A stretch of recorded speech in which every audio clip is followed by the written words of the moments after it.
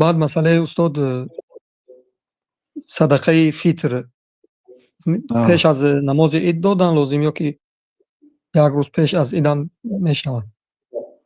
بهترش از عید، یعنی بعد شام عید، یعنی که 30 روزی رمضان دهانا که کشادید یا که 29 روز کشادید و عید اعلان کردن پگاه عید گفته، همین بین شام تا بامداد بهتر تا عیده.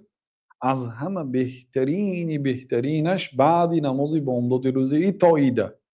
این اگر تونید، اگر همین خیلی میتی هم گفته در این میان از صدقه فیتر داده نتونید، مثال سهر خیستید که وقت تنگ تا کم بغل برفتید که وای تلفنش نباید داشت یا درش قلف است یا عید به برفته است، مثلا در همین حالت نداده میمونید. برای همین صحابه ها 1 روز یا 2 روز پیش می برآوردن.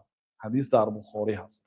آدمایی که صدقه فیترشون به تاجیکستان میفرستونن یا به دیگر منطقه روسیه میفرستونن یا مردمی آمریکا، مثلا در آمریکا کم بغلی صدقه فیتر خور نیست، قریب که در اروپا کم نیست، اینا میتونن به مردمی تاجیکستان یا مردمی روسیه فرستونن و نظر بگیرن که در چند روز وای پول رسیده به صاحبش میرسد. مثلا همین چیزای نظر بگیرنده، مثلا با خیلی نکی هر روز پیش از این پرتایدو وای بانک به پرتایدو بانک دی وای او روزی بعد عید کرد. این خیلی سوالا بسیار شده بود سالهای پیش.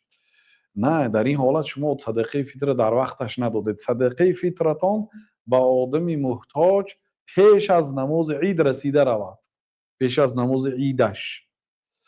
برای همین 1 روز 2 روز پیشتر بهترش، 1 روز 2 روز پیشتر.